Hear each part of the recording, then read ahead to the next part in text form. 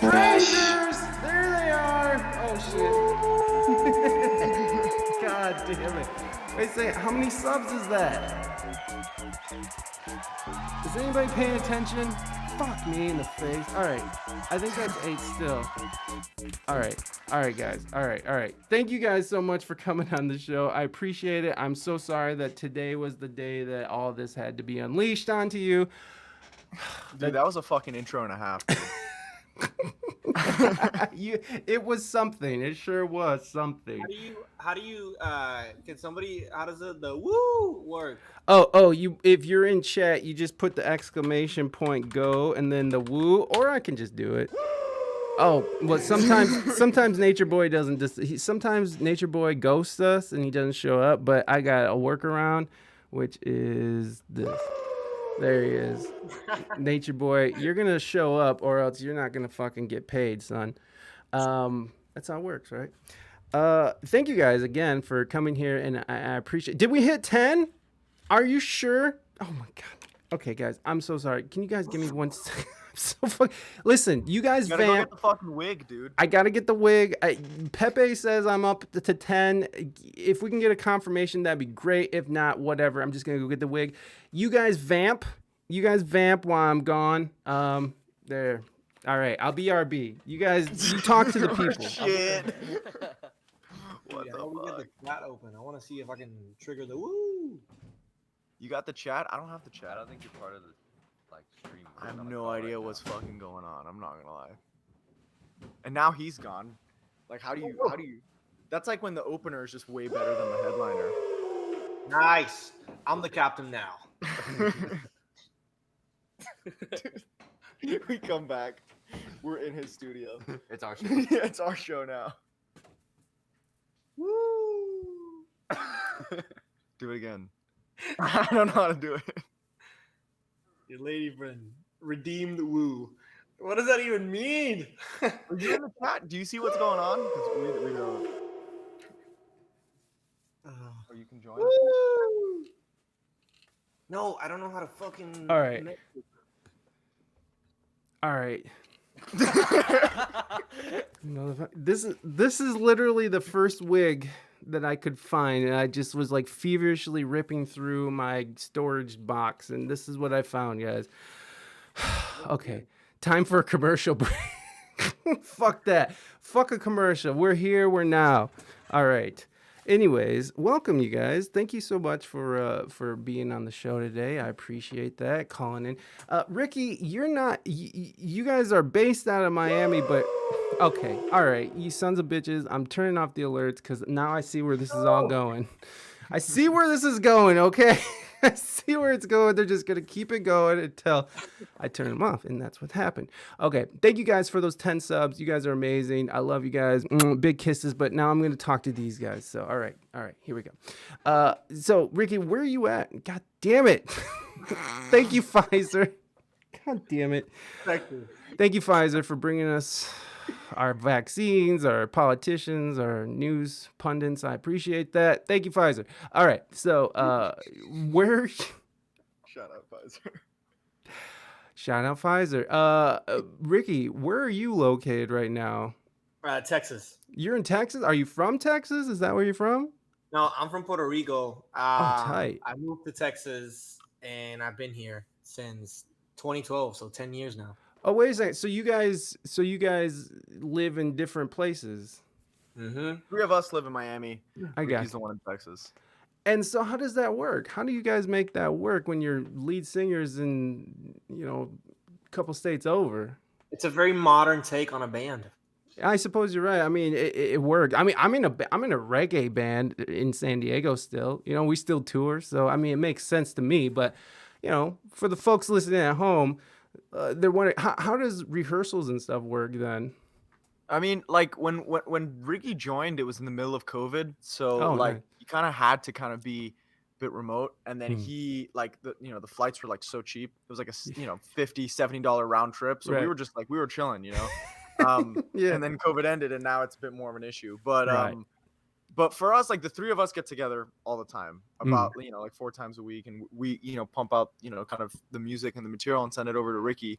That's like the writing, and then rehearsals. Like if we've got like a tour or just some shows coming up, Ricky will fly down a few, like maybe a week or two before, or however much is necessary, and then we'll just run through the stuff in person. I mean, we're still always kind of in touch and doing stuff. It's just like day-to-day stuff like writing and recording. A lot of the music can just be done with the three of us before it gets sent to Ricky for the vocals. That's cool, man. I dig that, man. I love that we have the technology these days to sort of be able to do these sort of these remote band sort of setups, because I mean I record with like I said, I'm in a reggae band and I record with them all the time. They just send me over the shit and I'm just like, I'll do my keys or whatever, and then boom, and we're doing it, and then we meet up for rehearsal. So when I think that people, hey, will Ricky move to Miami? M-Rods, welcome M-Rods. Which somebody trigger the woo, please. Okay, well, I got you. Oops, that's not the woo. Jesus Christ, this is chaos. There you go, M-Rods. That was for you. Want to make sure that they want to make sure that you saw the Nature Boy in all his glory. Like the best interview ever, really, Bon. Jesus Christ. When you guys are so how old is the band? Because you guys only got a couple songs out. Is that correct? Yeah, the band, like Better Strangers, I guess is only about 2 years old, because that's when Ricky joined. The three of us have known each other. I mean, I've been friends with Yang here for 10 years. Okay. And Joey for about 6 or 7. Yeah, 7. And so we've been in bands together, different bands, different genres. So like, I guess the project was from a while ago, but Better Strangers itself, and as this current band is, pretty recent actually. Yeah, I mean, you guys got some solid songs down, and it's so like, how are you guys promoting? How do you guys do it? Like, are you guys planning on touring? Like, how far do you guys want to take this project? And I'm only assuming you guys want to take it as far as you can, but like with the restrictions of distance and such, how far do you guys want to take this? Do you guys want to make it? Do you guys want to do sort of like this remote band sort of thing where you guys just put out music, which is totally doable now, which is really cool to see, is that, you can just be an artist on the internet. You don't really have to tour or anything. With that in mind, is that something you guys are trying to go for? Are you guys trying to do like tours and do the whole like for sure band thing? It's definitely touring. Like for sure. Like the live show is so important. For a band like us anyways. So like, we just did a release show for the new single, Nicotine Dreams, that, in Miami, which was, a good time. It was the first hometown show in a while. And then we came back from the UK in the summer. Oh God, what's going on? Time out. We've got all good, Ricky. Don't worry. With all that's happened so far, I mean, that's nothing. We're good. Yeah, no, I mean, just playing and just getting out there. We just came back from the UK, so just doing stuff as much as we can. All the the whole thing of us being apart really only applies when we're writing the stuff. As far as actually playing it, we're definitely not an internet band. That's just not. None of us are good enough at using fucking TikTok to be good enough, internet band. Dude, TikTok. Where you guys at TikTok, honestly? Because don't have it. I don't know. I love TikTok. Is anybody here addicted to TikTok? Is any of you guys addicted? No, if we knew how to use it, man, we'd probably have more fucking followers. TikTok is where it's at. We just don't really know how to use it as a platform. Yeah, it's a really strange platform, because you can see anything from like little kids dancing to people like telling fucked up stories, to like Reddit stories where they just computerize it. So it's like a really strange platform to sort of like what works on there. And me personally, I've been having, I'm writing down your questions, Pepe, also. So I'm not missing you, buddy. I see you. Don't worry. I will ask the band those questions. But if anybody else wants to ask questions, it kind of helps me keep track of everything. If you can put them in use your fresh bars or the channel points, and just redeem them. It's only one fresh bar, so y'all can afford it just by being here, and it helps me keep track of the actual questions you have. So, but I saw you, Pepe. I got you. I got you. But fuck, what were we just talking about? We were just talking about TikTok. Ugh. TikTok, it's such a strange platform, and I'm just now sort of wrapping my head around it, because it's like I really was just treating it like Instagram or like Facebook or Twitter. You know, you just like, you have a video and you just shit it out and you throw it out there, whatever. And TikTok really responds to making TikTok tailored content. So if you are interested in getting on TikTok, I would definitely consume it and sort of get the idea of how it works, and then start sort of making your guys' content from there. But I don't know how much work you want to put into that. I mean, is that something you guys are wanting to do, is hit up the social media side and make that work? I mean, like, I don't know. I mean, I think we all have different takes on it. yeah, like I think it's important, you know, and you know, we're still yet to crack the code, but like, you know, I think ultimately for a band like us and the genre we play, it's more about the stuff and the songs. Yeah. Like, I don't think necessarily the people who are willing to consume it are necessarily, you know, strictly on TikTok. Yeah. I think it's just people who are listening to, you know, all the other bands that we like and, you know, fuck with. Right. Yeah. It's like, what, these guys are on TikTok? Well, fuck them. If they're not on TikTok, I don't fuck with them, which is a ridiculous notion. But we had some questions from the chat, and I want to get to those before I forget, because that's so easy for me to do. So Pepe wants to know where you guys got your band name. What's that all about? What's Better Strangers? Where'd you guys get that name? Who wants to go? We stole our band name from. No, we didn't steal it. It comes from a Royal Blood song. Band called Royal Blood. They have a song called Better Strangers. But the origins wasn't, let's call it from that. Yeah, it's like, you know, it's more complicated than that. It was we liked I don't know, we were throwing out, when we were coming up with a band name, it was just like, throw out as many band names as you can, and we had this massive list, and then I think some of us liked Strangers in it, and then as a joke, Joey was like, well, what about Better Strangers? Like and we all knew it was the Royal Blood song. We were like, low key, that kind of slaps, like whatever, let's just roll with it. And we just went with it, because I think that, you know, it's just like such a non-offensive band name. Like you know, it's like, it's a band name. We had like a few bands we were in, and it was like, you know, people were like, oh, what does it mean? What does that signify? And like, this is just like, it's just the band name. You know what I mean? Like, you know, there is no kind of no deeper meaning. Yeah, no deeper meaning than I wish we had a more interesting story to tell, to be completely honest. No, it's okay. I generally don't even ask that question. Nothing against your question, Pepe, but I think Pepe. No. Throwing shade at Pepe. Yeah, Pepe.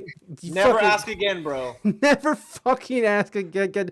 Darian, thank you so. Darren, right? Is it Darian or Darren? Darian, welcome in. Thank you so much for following. And I think that's your homie, right? The one who put us in the hookup. Mm-hmm. Welcome in, Darian. Pull up a chair, my friend, and sit in. It's been nothing but chaos, and you are invited to the wildness, to the whatever's going on here. So Pepe, the only reason why I don't ask that question really is because most of the time people it's answered like that, right? It's like, well, it's just two words that sound good. But I think Pepe was asking that because they are familiar with Royal Blood. So they said, I knew it. Ha ha ha. Nice. So then Pepe has a follow-up question. Darian, welcome. I live for this chaos. Thank you, Darian. Me too. I mean, I got a wig on already. Jesus Christ. Can you show him the woo again? Anytime, baby. Anytime. Look at his lips. What is his lips? His lips are my favorite part. Oh, shit. Thank you, Nature Boy. So Pepe also wants to know, what is your guys' influences? So it seems like Royal Blood is kind of an influence on y'all. But what? I mean, I don't know, so many. I mean, the obvious ones, like Royal Blood, I think what was cool about them is that they were like, they're the first modern band that was doing something that was really exciting, like in rock music, because you get so much like new, really shitty rock music. Yeah. I have no idea what's going on. I'm so sorry. I was trying to give you a big screen, but I fucked it all up and I made it. I'm so sorry, guys. No, and please. Then I don't know. Deftones, Tool. the Chili Peppers, Queens of the Stone Age. I don't know, help me out, Led Zeppelin, and then hip hop too. Like that's like the musical side. But as far as like lyrically and vocally, I don't know. I'll let Ricky take that away. I don't know. I there's a lot, man. I listen to a lot of indie bands, like one-off songs from a lot of bands that you know are just like us. I feel like, but maybe a little more. And then a lot of hip hop. I mean, I love Outkast, and I think listening to a lot of Outkast really kind of like set a bar for, if I'm gonna write something that's gonna be fast like that, that's kind of, I can't write anything shitty, because that in my head, that's kind of like what I'm already I don't even know how to explain it, but there's just a bar there already. I mean, no pun intended. But that lyrical bar of this is how you're supposed to do it is very much so there. So I don't know. I put myself I give like a lot of pressure to try and do something that's good. Is that pressure? Do you find that pressure to be? Can that pressure be a negative for you in your life, or do you like that kind of pressure of sort of making pushing yourself further? I mean, I think I see it as self-awareness, really. And if I'm self-aware enough to write something, and I'm like, this is not great, then then that's good. I think, because it keeps me on my toes, and like it saves me the embarrassment of putting some shit out that like is gonna suck. In 5 years you're gonna be like, God damn it, why did I say that? Yeah, and it happens, because it happens with some of our old demos. We listen back and we're like, what the fuck was that about? But I mean, that's just part of it. And so it can be a negative thing, because the pressure is so much there that all of a sudden it takes longer for us to finish a song, because I want to make sure that it's good. Like I was just in Florida, and we're supposed to record some songs, but one of them, when it came down to record it, it just felt like it just wasn't cutting it in my, at least in my opinion. And so, well, now it's gonna take longer to be able to record it, because I'm working on rewriting some of the verses, the lyrical piece. So yeah, I mean, it can be good and it can be bad. Yeah, I can imagine. I can imagine if you guys like were in a studio and you guys are paying for the studio, and you're like, I just not feeling it today, guys. That could be. I'm just saying, for example, for some pressures that could be, looked at in a negative way for a singer is like, holy shit, we're in this situation where we're paying by the moment, by the minute, and I'm sitting here and I can't write this music because I'm holding myself to a higher standard. Was that the case, by the way? Was that what was going on?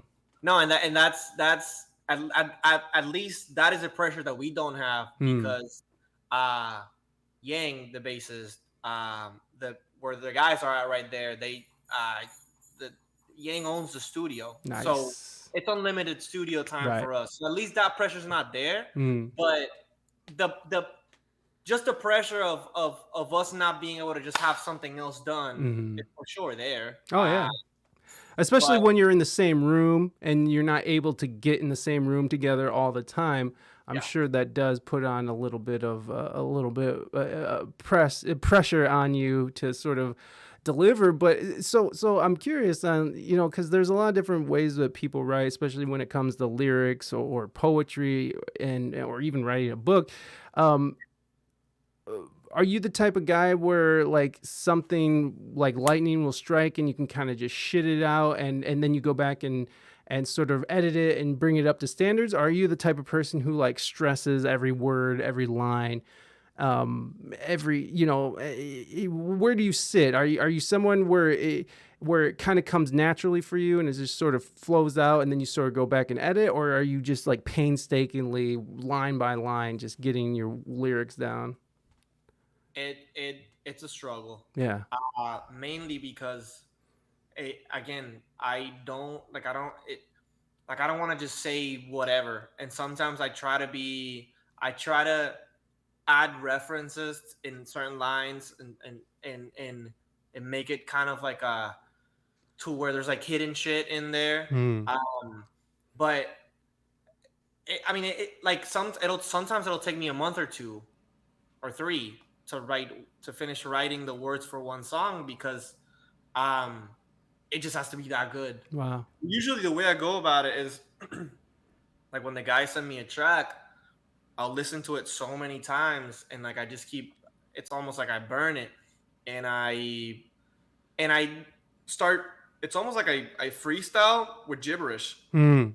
And when I start getting melodies and kind of like something that this sounds nice here, then I start recording voice notes and then I'll actually lay actual words on top of that gibberish. Yeah. Uh and then from there, that it's almost like now the blueprint's there. Now I gotta fill in the spots Hmm. with actual words, which is what is the longer part because again, it has to make sense. And usually I have to write about some shit that's going on in my life. I can't just make up shit out of my ass.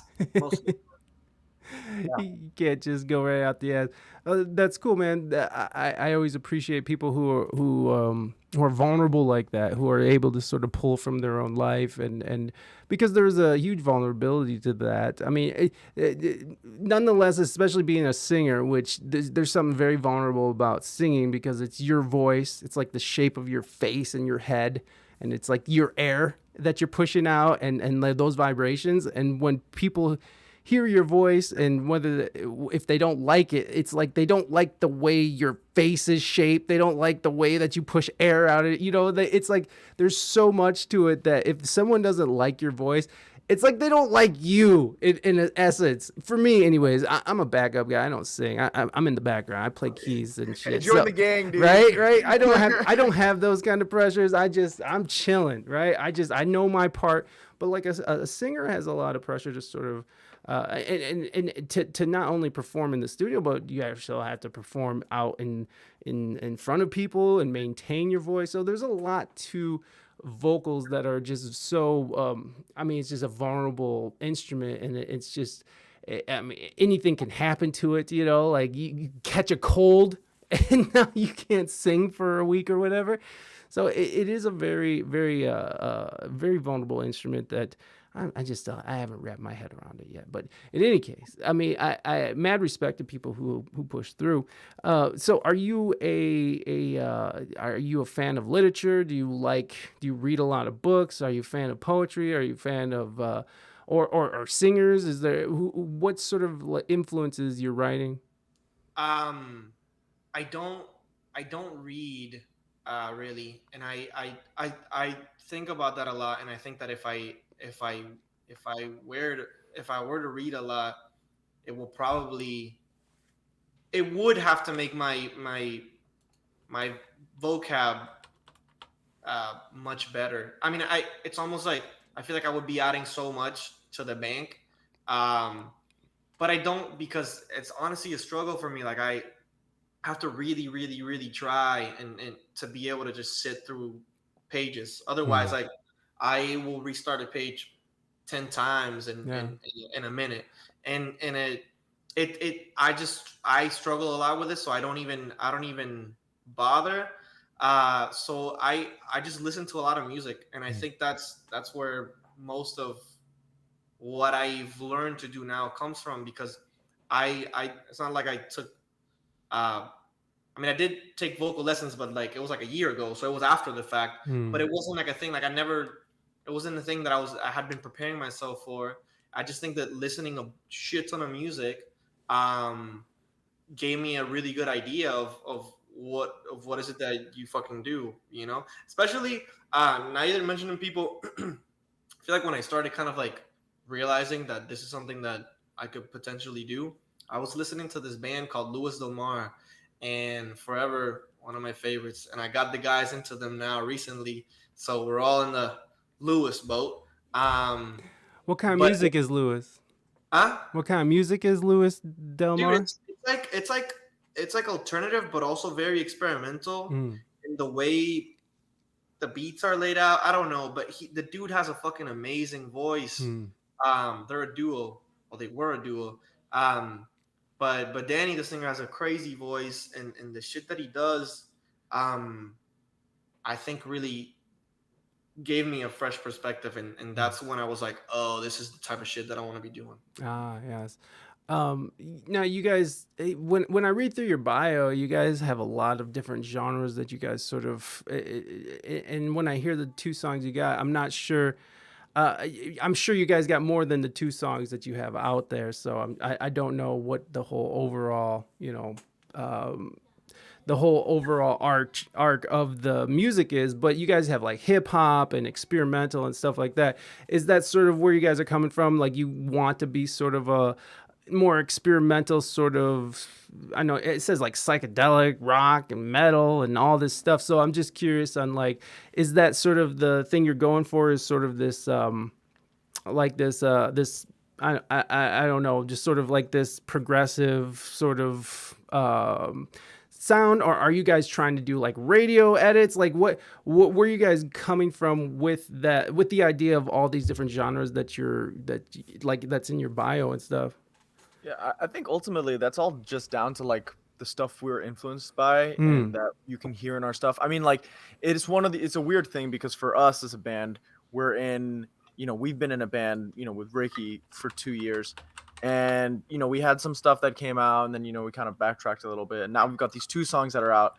And for us, it's like we've been sitting on so much material where like we have a way more definitive vision of what our sound actually is as opposed to the songs that are out. So I think for us, that's just like the different elements that you can hear more in like the new stuff that we're writing and the stuff that is, supposed to be coming out in the, over the next few weeks/months. You can just hear the psychedelic stuff you can kind of see and hear in the newest one, Nicotine Dreams, especially the video. There's a lot of that in there, and we'll watch that just here. kind of and then just kind of like the the more hard rock, metal, maybe progressive influence that's kind of in some new stuff that we've just been exploring with combining the kind of heaviness of the music on top of like some really accessible vocals.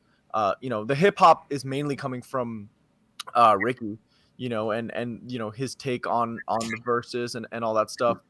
And then so to lay that on top of like more heavy hitting hard rock stuff, it's just been a really cool, interesting thing. And I think for us, it's like we hate the idea, and Joey mentioned this earlier, of being pigeonholed in a specific genre. We don't want to like just like this is what they do, and we kind of just like listen to all sorts of stuff, and if it works, as long as it sounds like us and we're not trying to be somebody else, then we're down for it. You know what I mean? Like there's never kind of any there's no rules into like what we can start including in the stuff and material. Yeah, that's cool, man. No, it's interesting when people do start. That's the fun thing about like art and music in general, is like there's really no rules to this shit. And then so it's like it's really interesting when people sort of start putting those parameters on themselves and they sort of make these rules in their head. What can we do and what can't we do?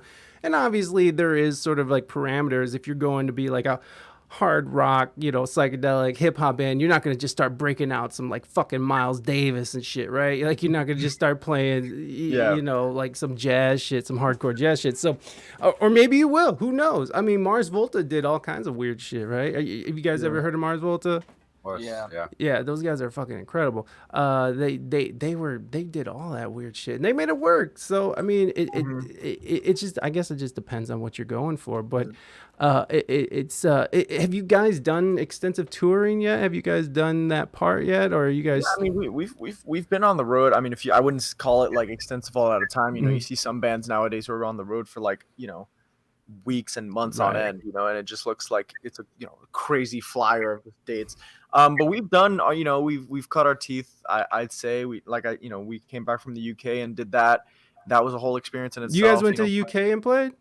Yeah, we did a few sets, like 3 sets at the Isle of Wight festival, Oh, which wow. was, which was awesome and, a great experience. Then we did some, shows in the circuit in London with some bands from there. So doing that along with, we did some stuff in Texas, Florida, and so we've done it. It's also just one of those things where you're testing out different markets, and some markets are really receptive. Like, shout out Laredo, they throw down to our shit, and that so we're eager to go back there. Hell yeah. But then you compare it to like a place like, I don't know, Key West.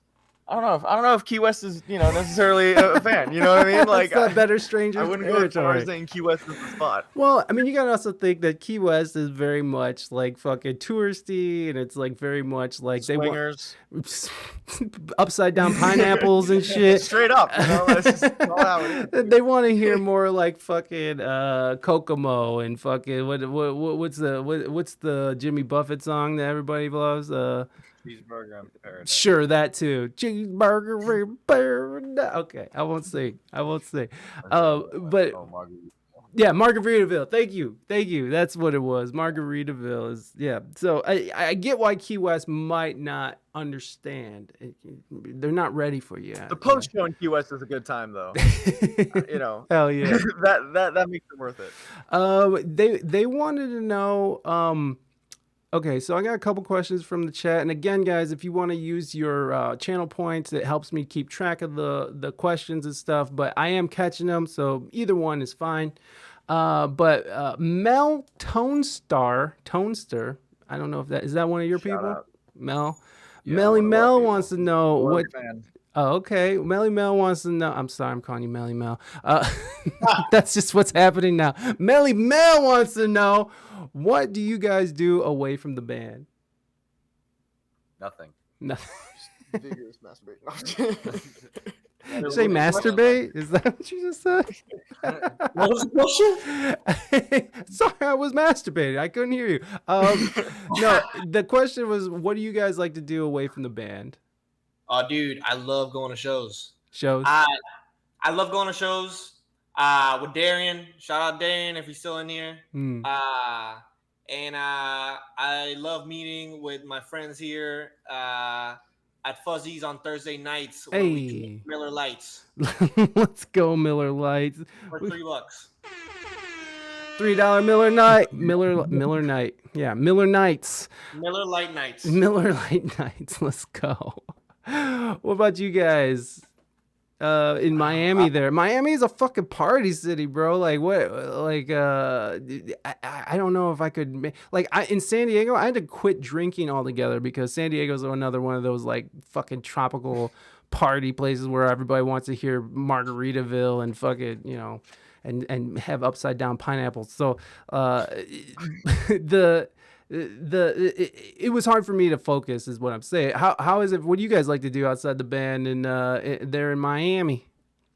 Yeah, I mean, I don't know. There's interest. Like, I think, like, some of us. I mean, I know that Yang and I bond pretty, highly about like sports and stuff. And but that's that's like just an interest. Like as far as like what we actually do, it's pretty fucking boring, man. We like, after the studio, it's just like that's about it, man. We because we get together so often. The other days are just like us, hanging out and we hang out together. But we're honestly not really a part of the nightlife in Miami, which could be a good or bad thing. I think that's a good thing, especially if you're trying to be a focused musician. Like the thing for me is that I had to quit drinking, and I didn't start like my music career until I was like 30.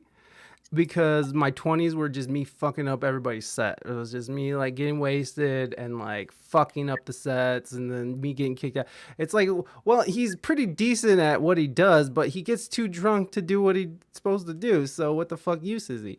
And that's where I was at. So a big hats off to you young gentlemen over there fucking holding your shit together, not just run around getting wasted and fucking eating drugs and doing whatever thing. Unless it's Miller Light Night. Unless it's Miller Light Night, let's go.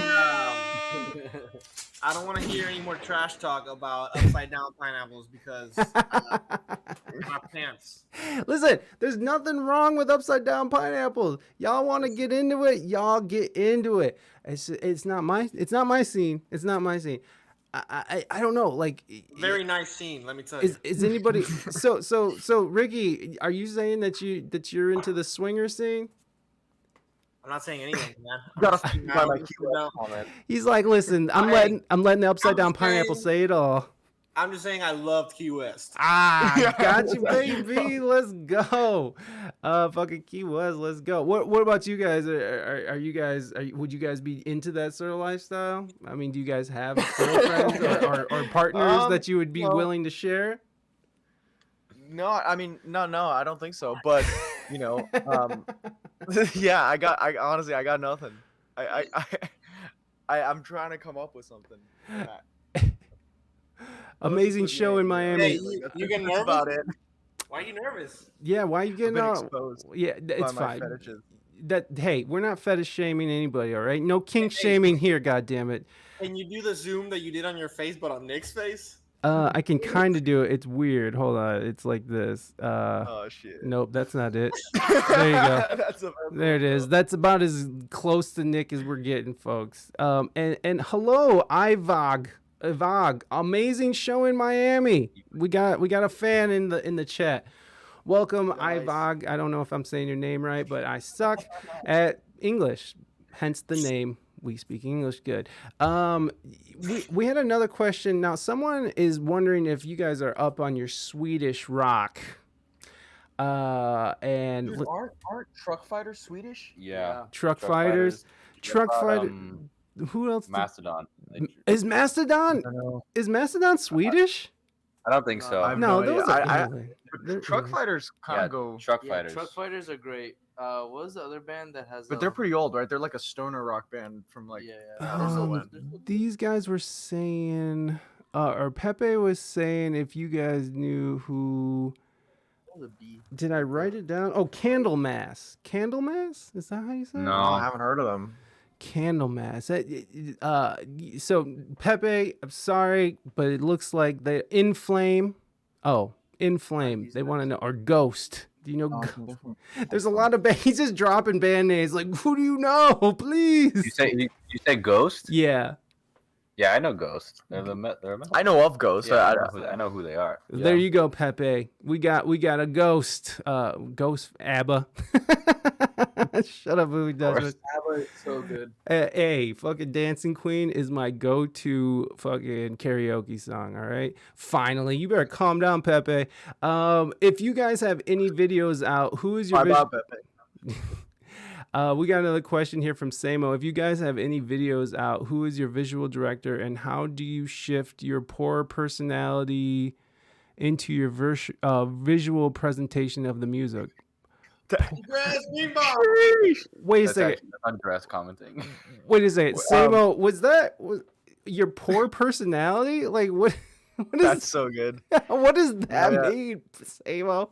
Are you fucking That's trolling really us right now? Totally fair though. Totally valid though. Samo, we will not disparage the guests, all right? That's not how it works in here, sir. No. It's so good. I mean, if you answer that to the best of your ability, I suppose. We do have a director. We got our boy called Andres Birnbaum. He is directed the last 2 music videos we did and does all of our, all the stuff that isn't featuring our poor personalities is kind of down to him. And he's really skilled, really talented. So no, yeah, shout out Andres. And the video that came out today, it was actually he directed it. So Shit. he brought all of that to life. Well, shit. Should we watch it? Should we give it a peep? Should we check it out? Should we check it out? Okay. Since we're talking about it, and let's get into this. Let's watch the new video, which is out today, and everybody !BS. No offense, guys, but !BS will bring up the link tree for Better Strangers. Make sure you're linking up with Better Strangers, following them on all their socials, making sure you're going and running up those numbers. Fucking all the numbers count, y'all. Go and run up some numbers for Better Strangers. We're gonna play their latest single and video called Nicotine Dreams, and then we're gonna come back and we're gonna chat about it. God damn it! All right, let's go check it out, guys. If I can do this correctly. All right, give me 1 second, guys. I'm doing this all myself, folks. I have no producer. Okay, here we go. We're doing it, y'all. Here it comes. All right. God damn it. I already fucked it up. All right. Here we go. We're doing it. I swear to God. Real. This is happening.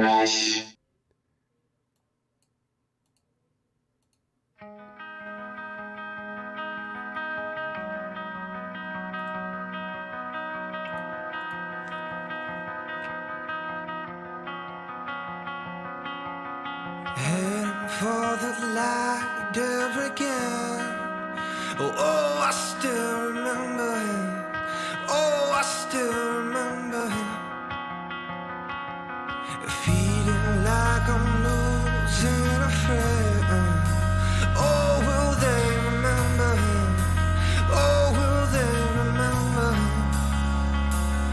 And it burns so cold. And it burns so slow. I'm looking like a ghost that she's seeing tonight. My lips are shade of blue cause I'm barely alive. I'm going on my 6-bar, them and the lights and the bars again. Going for a walk in the dead of the night and trying to decide if you put up a fight. I try to change your mind when you're walking the line, but you turn away. Why scream at me when I'm doing my part? You try to leave, but what you leaving behind? All the tears on me, you're dropping on your bones and you leave it to blame. Why come to me when I'm feeling alive? You hold the keys, but you can ruin the heart. Hope you can see screen. I'm burning on my hope on the light on my dreams.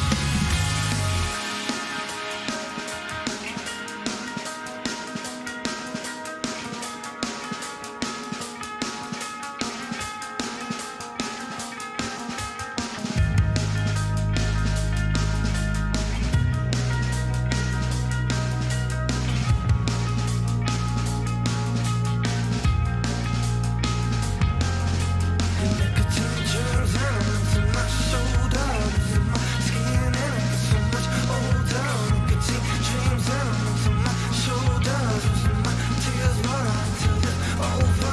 Nicotine dreams elements in my shoulders, in my skin, and I get so much older. Nicotine dreams elements in my shoulders, in my tears, but until it's over. I'm pulling my cigarette, I'm losing my head. I'm pulling my cigarette, I'm playing pretend. I'm pulling my cigarette, I'm crying again. I'm pulling my cigarette, I'm losing my head. I'm pulling my cigarette, I'm burning my chest. I'm pulling my cigarette, I'm feeling again. I feel again. I pull again. And I burn again. And I burn again. I feel again. I pull again. And I burn again. And I burn again.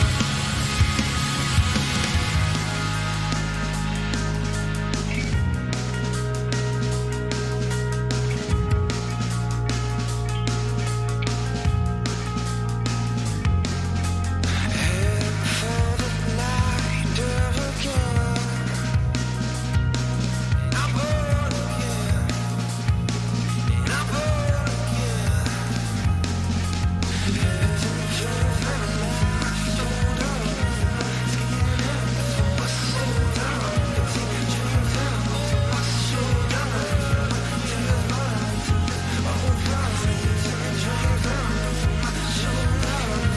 Skin and I get so much older. Nicotine dreams and my shoulder. Tears but I till it's over. I'm pulling my cigarette, I'm losing my head. I'm pulling my cigarette, I'm playing pretend. I'm pulling my cigarette, I'm crying again. I'm pulling my cigarette, I'm losing my head. I'm pulling my cigarette, I'm burning my chest. I'm pulling my cigarette, I'm feeling again. I feel again. I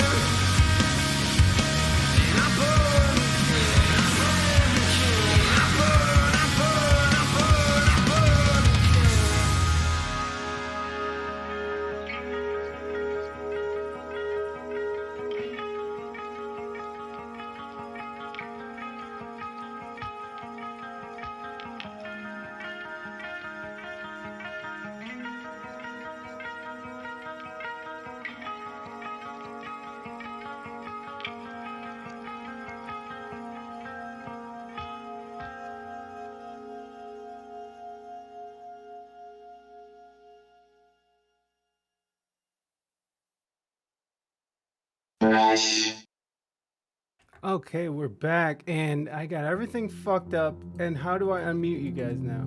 Oh God, and I got up.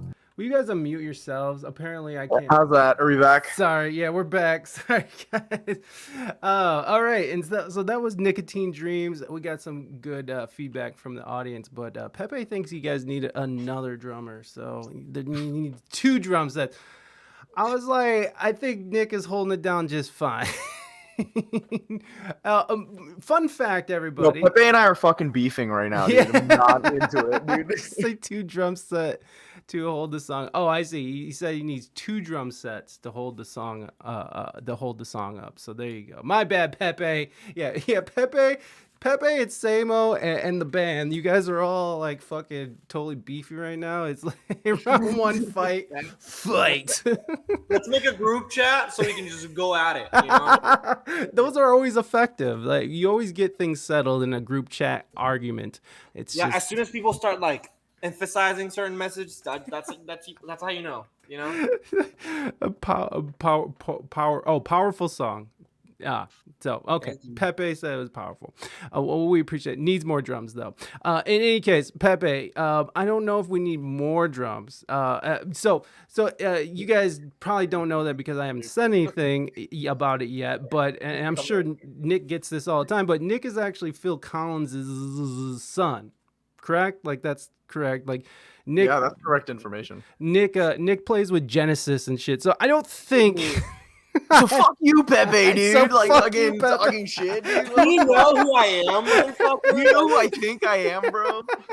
Oh, you know Pepe? Oh, Pepe knows who you are now. It's like Val or some shit. It's like a friend. Yeah. Pepe's is like, yeah, I know who I'm dealing with. I know.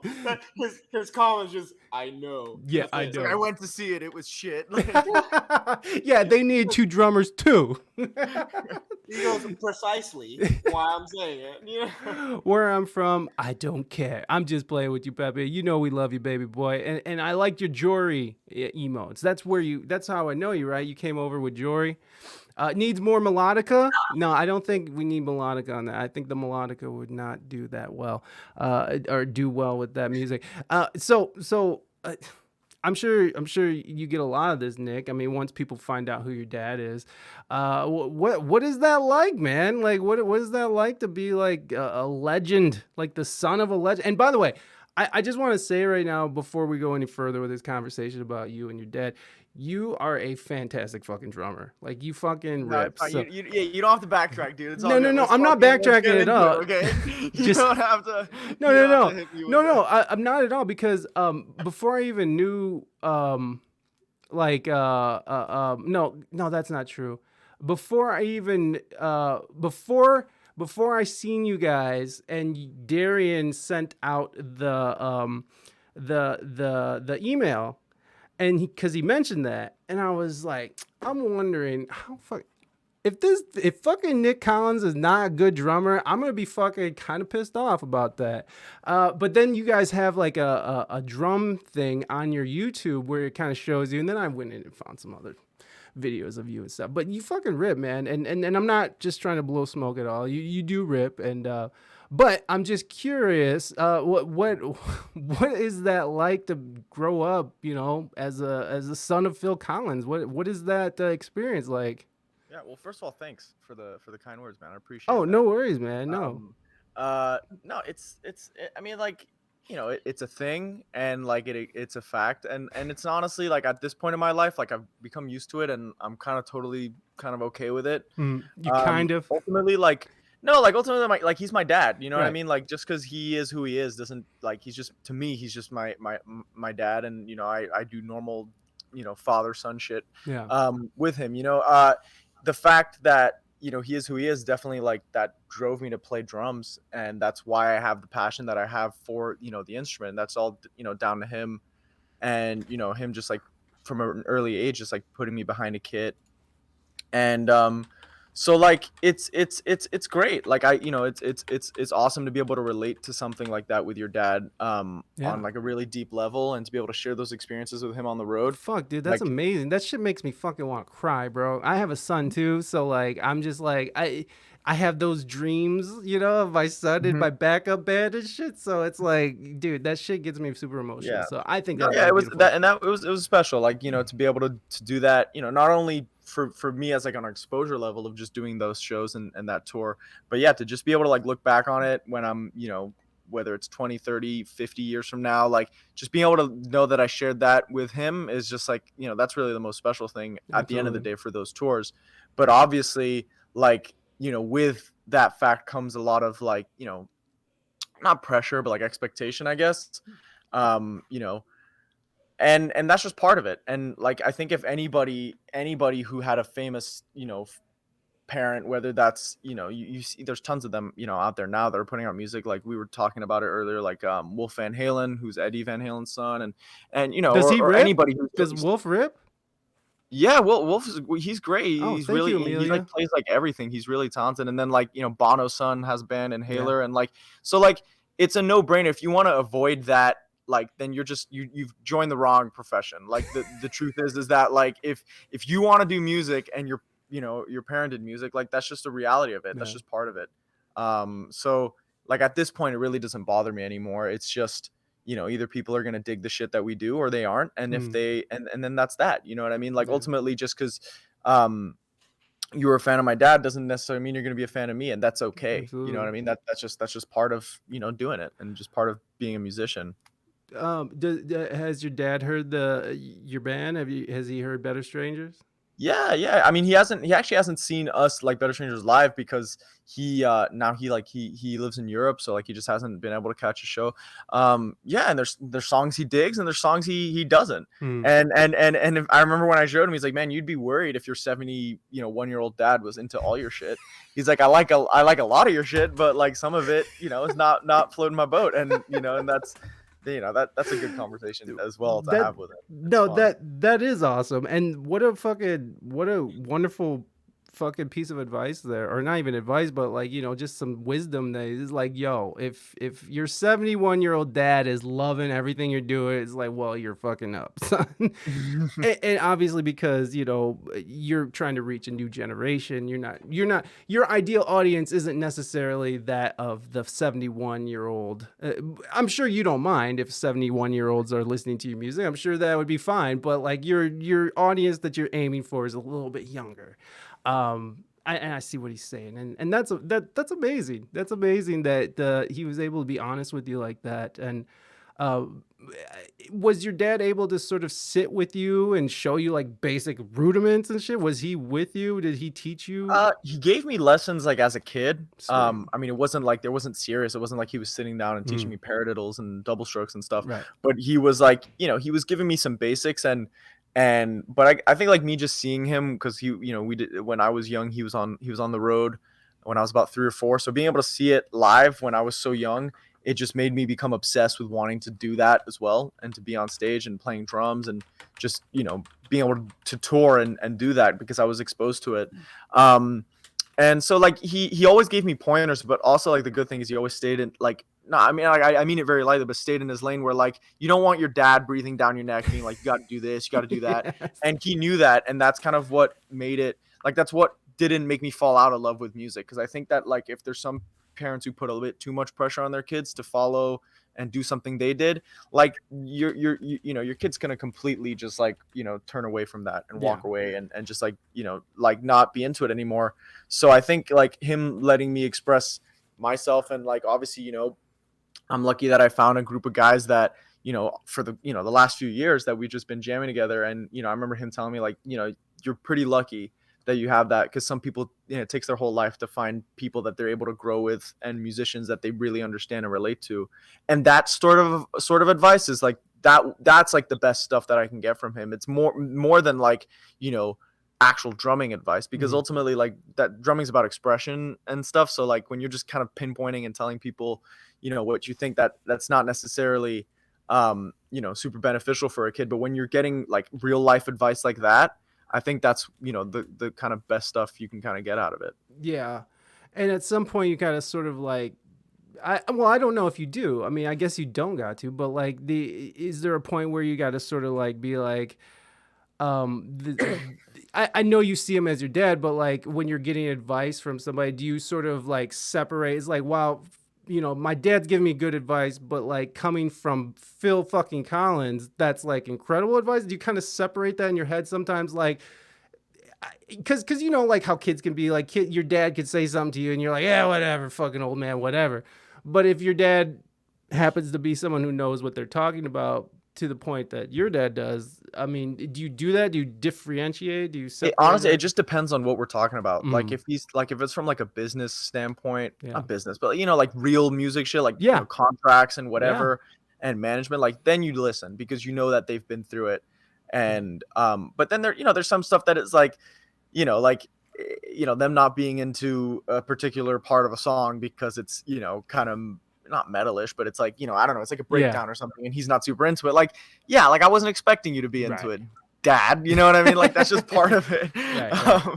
But you know, the real stuff and the stuff that matters, you know, there is definitely a side of it where you got to listen. And I think that goes for like anybody. You know, there's the kind of opinion side of a parent, but then there's like when there's like, no, actually, like you need to listen to what I'm about to tell you right now. And I think that's when you actually have to take it for real. Yeah. And then it matters then for real. Yeah. Darian says that that Ricky is the grandson of Ricky Ricardo. Now, is this true? It is not. It is. I was like, oh shit, that's amazing. No, it is not. Okay, well, Whatsoever. damn. Well, I thought we were gonna have something going on here. Don't get me wrong, I'm not against you guys. What? Am I missing something here? What I mean is, with that song you showed on YouTube, it was an awesome song, but I think it can be better with 2 drum sets to lift the whole song up one. Fucking Pepe, dude. All right, Will you Pepe. chill the fuck out, dude. All right, but he's just Pepe is out here. I'm gonna walk out right now. Dude. This fucking interview's over.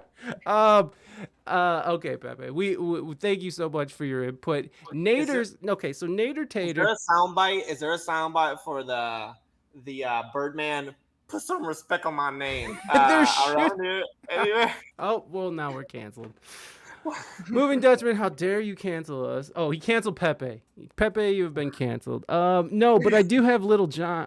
Little John. What? Yeah! Okay!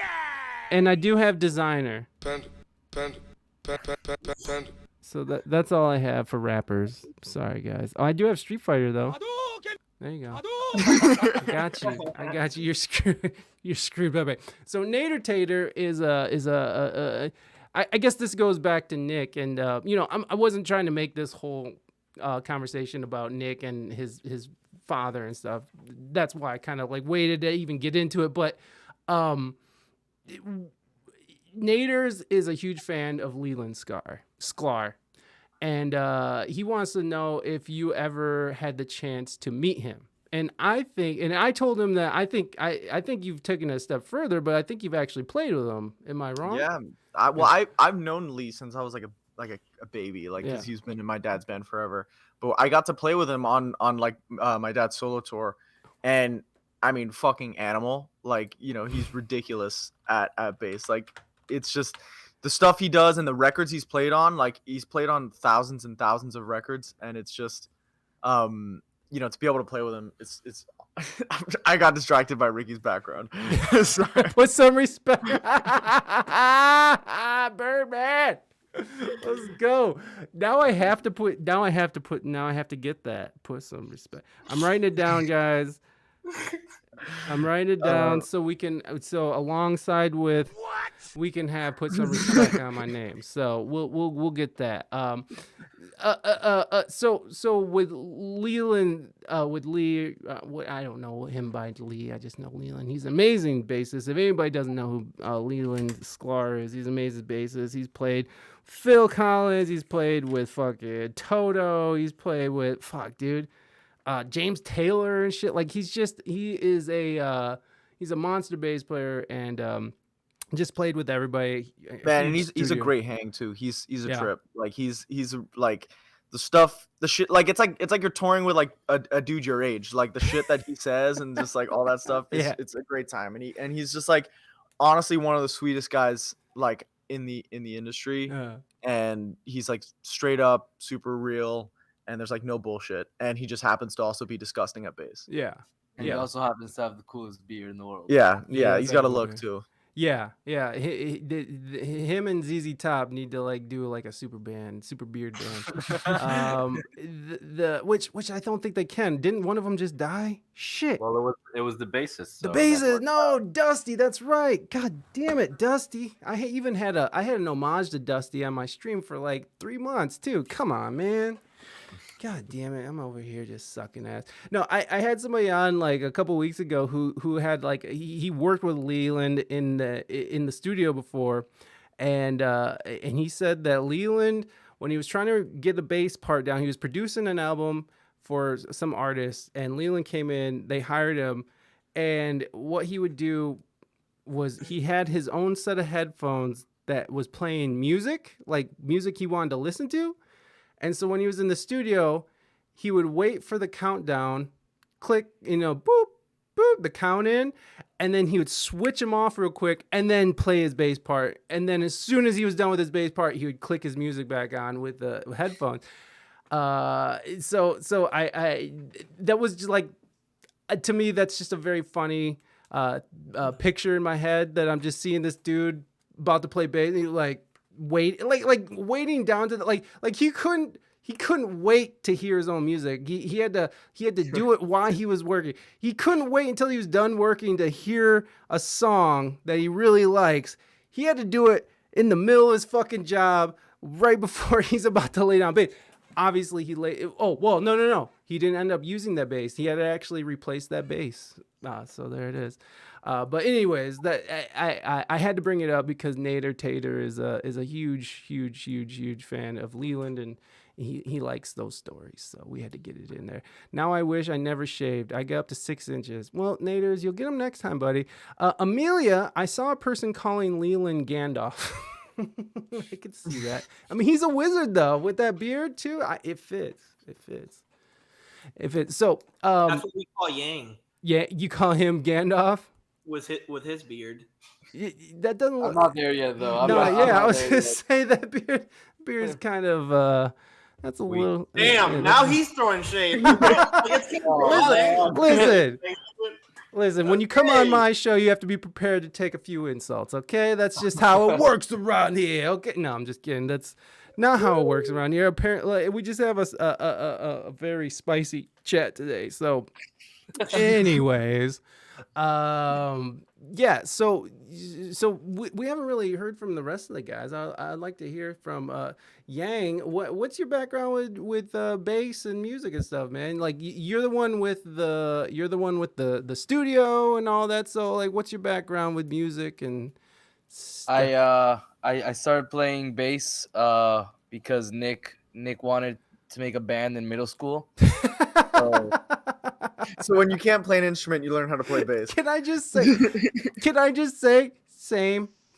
I had to play the bass because I was in a middle school band, and we had 3 guitarists, including me, and we did not need that many guitars. And so they were like, you need to get a bass or you can't be in the band. And I'm just like, you assholes, I'm the one who fucking started this band. In any case, okay. So yeah, that's kind of what went down with those two. So you're a bassist by default. Yeah. But he's really fucking good at it. Oh, but you're really good at it. Now You're good at it. There was a time where I could only play Seven Nation Army.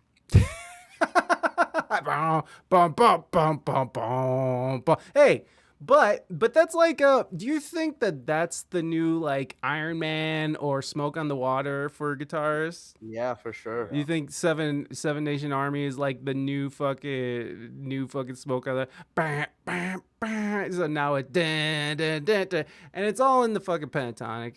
That's just where we start. I think we just started there.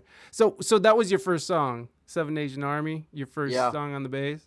Yeah, me and Nick used to cover it during lunch period in middle school. What did you get? What? How does that work? You guys had a drum set and a bass in the Not in the cafeteria. they were just chill like that, bro. Like, you Yeah, know, dude, we were just throwing shows for they were people. just in chill the- like that. Like, it's third period, fuck you. English teacher. realistically, we were just weirdos who didn't want to be with everyone else during lunch, so we would go to the music room.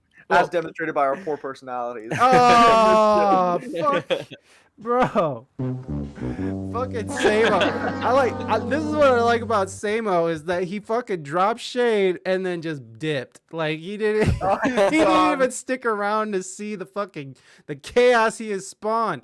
Son of a bitch. Samo. Wait until Samo's a streamer. I'm about to troll his ass. Next time he's on stream, I'm fucking trolling his ass. It's just how it goes. So you guys were the weirdos hitting up the music room. Thank you for that shout out, Reina. Everybody go follow Samo so we can all troll his bitch ass later on. I'm just kidding. I love you, Samo, but I am gonna troll you. We got live footage from viewers. Look at my sister watching this shit with the baby. Dude, hold up. Fucking Put some Birdman's in the respect way. on it. Put some respect on that baby. Fucking turn this shit off. How can I find it? I can show it too, and it could. Check it out. Dude, get the fuck out of my face right now. Okay. Birdman, you fucking up shit. We don't like it. Okay, right here. Look at this. Oh, oh, she's watching us. Is this Melly Mel? Is that who it is? No. Who? Nah, I don't know what she's under as. Ivana. Is her name Ivana? Nope, that's Yang's girl right there. Oh, that's Yang's girl, Ivana. Hey, what's up, baby? I'm just kidding. Yo, what's up, girl? You wanna come hang with me? Don't be worried about that Yang character. Just me and you, girl. We're gonna be hitting it up big time. Let's go. Just kidding. I wasn't trying to I'm not trying to be Mr. Steal Your Girl. It just came to me. All right. It was okay.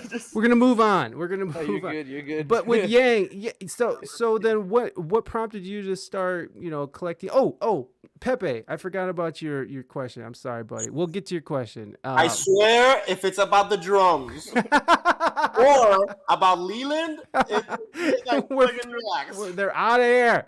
And welcome, Amelia, by the way. Thank you for that follow earlier, and welcome. What was your question, Pepe? Can you write it again, Pepe, your full question, and then we'll get there. But what prompted you to get the whole studio set up? I was finishing high school, and with my dad, we thought it would be a good idea for us as musicians to kind of have our own space. So we were able to kind of build it out, and one thing led to another, and you end up kind of building this studio that it ends up being a professional studio. You start building and you start saying, okay, we only need 5 feet here, 5 feet there, and we'll get a little interface, and that turns into this massive space. Yeah. Oh, so that's where you guys are at right now, is in the studio? Yeah. Yeah, and shout out Jose, honestly, because he like what Ricky was saying earlier, in all seriousness, with the whole pressure thing, the fact that we get to have a space that we can have our shit set up all the time and just come here and rehearse is a massive privilege that not a lot of bands have. So especially in a city like Miami. Yeah. So honestly, shout out to Yangis and Jose. Yangis Khan. Yeah, exactly. Hell yeah. I mean, we used to rehearse in a really small room in Nick's house, and we just got really lucky that around the time we moved out, we had a studio. So that's here we dope. are. That's fucking dope. Okay, so Pepe has reminded me of his question. I'm not sure if it's more of a question, or I guess it is a question. It's I listen to But Honoring Your Name. I think that needs 2 drums as well. It's not 2 drums. It's he wants to know. And I think this is aimed for Nick, actually, but he wants to know, Steve Hackett did an awesome solo on the single "The Hunter." You know that one? I don't, unfortunately. No, I don't actually know Steve really well at all. Fake fan? No, I'm just that's that was before my time. I just don't know Steve. Are you really who you say you are? Clearly not. Clearly, I'm a fraud. Or is this a publicity stunt that you're trying to pull right now? No, yeah. Unfortunately, I don't know that Pepe, but Please try another one. I'll try to know it because I'd much rather the normal question. He's gonna start asking you on all your dance music, and that's all it's gonna be. This whole podcast is gonna turn into like, okay, so you know how that one song that starts with the boo boo boo boo boo boo boo boo boo. Do you play that too when you're on the road? I do. Okay. Lucky he was actually asking. No, I wasn't. I kind of. It was like it was supposed to be a joke. Anyways, listen, we're done with all that. Okay, how old are you guys? Is what Naders wants to know. I'm 20. Trying to date me? Maybe. What's up? Okay, wait a second. Who said they're 20? Joey says they're 20. Yeah, I'm 21. God damn. I'm 22. Why, dude? We should have played a game. We should have had him guess. Oh yeah, huh? Yeah, we should have. Well, you haven't said yours. What about? Okay, Ricky, don't tell us. Don't tell us, Ricky. How old do you guys think Ricky is? In the chat, let's see. 35. Hey, put it in right here. Put it right here in the comments below. Ricky wants to know if how old you guys think he is. Didn't want to hurt their feelings. You can hurt me all you want. You can't hurt Ricky. Okay, you can't hurt Ricky. He's a fucking lead singer, bro. You can't fuck with him. I'm chill like that, dude. Yeah, I'm chill like that. So how do you guys sheesh. Okay, listen. You guys need to start putting in numbers. How old do you think Ricky is? Okay, Amelia says 23. Nader says 23. I feel like Amelia knows you guys, so that might not be fair, but 29. Darian says 20. Darian, you know Ricky. For those of you that don't know Ricky, how old is Ricky? I think this game is fun. Honestly, if they guess right, do they win anything? No. Can we get a woo? 30. Yes. Whoever gets it right gets a woo. All right, we got some numbers coming in here. We got 23, 29, 32, 24, 26. Yeah. All right. Anybody else want to jump in on here? And the winner 51. Oh, that's fucked up, Tonester. That's fucked up, Tonester. Melly Mel's over here dropping fucking heat. Okay, we'll give you guys until the end of this song to vote. All right, drop those numbers. Drop those numbers. Drop them. Drop them. Drop them. Nothing happened. 43. The actual number is 48. What's let's see. 69? Shut up, Reina. What's the name of Pepe missed by a month. I'm 23. 23. So Naders and Amelia said 23. So there you go, guys. This is for Amelia and Naders. Nobody else. Everybody, shut your eyes. And shut your ears. This is not for you. Oh yeah, Moving Dutchman. I forgot about that. Moving Dutchman was trying to activate our drum roll because we have a drum roll. Oh, but I have one too. It's the crappiest splash. Listen to that splash. Nick, listen to this splash. Listen how crappy that splash is. I think that needs 2 drum sets there. we need 2 splashes. I was kind of into the splash. I'm not gonna lie. Really, you like it? I don't like the dong. There's like this like dong. Yeah, you need to EQ that, dude. Yeah, I know you can EQ it, but like you still have to Parallel listen to compression necessary. Just get that shit right out of there. In any case, so Nicotine Dreams is your guys' latest single and latest video. Can you guys give us sort of I know we just watched it like fucking an hour ago or whatever, but does anybody want to sort of give us an overview on what the song is about and what you guys are trying to say in that song? And of course, you guys can say no and let people sort of figure it out for themselves. But I'm always interested. Yeah, no. No, no, I'm joking. No, it's fine. I would have been okay with it. No. It's I mean, it's a good question. That song, dude, we wrote like a year ago. Is that a year or maybe like 2 years now? Almost, probably probably closer to almost 2. 2. Mm. Yeah. Yeah. So, had this friend in college that was an emergency responder for, you know, 911. What's your emergency type situation? And there was a student in the university that committed suicide, and you know, his friends found him, and then called 911. She was the one that picked up the call. What's crazy is she was my age at the time, and I mean, we're the same age, so at the time she was younger.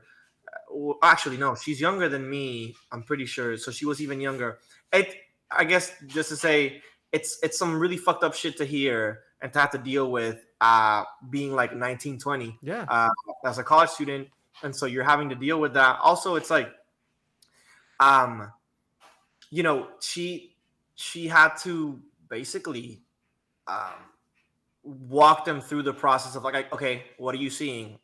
We're seeing this. Okay, cut him down. Do you know how to do CPR? Count. And they're like crying. And it's like, you know, it's some very fucked up shit to deal with as a young adult. And so this song is inspired by that. And so I kind of just, obviously it's not literal, but the idea of the song was, you know, somebody dealing with really fucked up trauma, you know, through substance abuse and like going through some sort of depression and stuff like that. So that's the girl in the video is inspired by her in the actual story. And what's funny is like she doesn't even know it because I haven't told her. So crazy. We're gonna get sued now, bro. Well, I like that. I like that. I like that you and that kind of clarifies a little more on your writing processes too, where because you were talking about how like songs have to be something that really happened to you or something that you know happened, in order for you to sort of put it down, because you couldn't just you don't just make up shit off the top of your head. So like that's really cool that you're able to even take that from like a story that someone sort of is conveying to you and turn it into something. I witnessed someone play Russian roulette. He did. What the fuck, Naders? Holy shit. Naders just admitted that he watched someone play Russian roulette and he didn't win. Like for real? That's what he's saying. I can't. I don't know. Naders don't usually lie to me. Maybe he does. I don't know. But that's fucked up, dude. Christ. No one saw it coming. How did you not see that coming if you're playing Russian roulette? That's. I'm sorry. I don't mean to laugh. Like I don't want to laugh, but like, how do you not see that coming? That's fucked. Found out he was heavy on the drugs. Yeah. Well, that doesn't help at all. You know, talking about drugs and stuff. Have you guys are pretty young. I don't know if you guys have worked up an addiction yet, but have you guys come close, or do you guys ever dabble in anything that can get you hung up like that? Nah, man, not at least not from this end. And I Just Miller Lights on Miller Night, yeah. Except on Thursdays at Fluffy's Taco Shop, you know, we go hard on the $3 Miller Lights. Hey, let's go. No, he didn't tell anyone. That's tough, man. I'm so sorry to hear that, Naders. My 19-year-old sister found our dad dead. Oh my God, Amelia, that's horrible. That's just I mean, man, that's tough. I've never had to deal with that, so I can't relate in any way. So I can only imagine that pain is yours and yours alone. That's just horrible. I'm so sorry for you. Even if I want a drum set more on the song, God damn it, Pepe! Pepe wants to throw hands, dude. God damn it, Pepe! And Pepe's fucked me up. Yeah. I'm gonna have a horrible weekend now. Hey, I told you.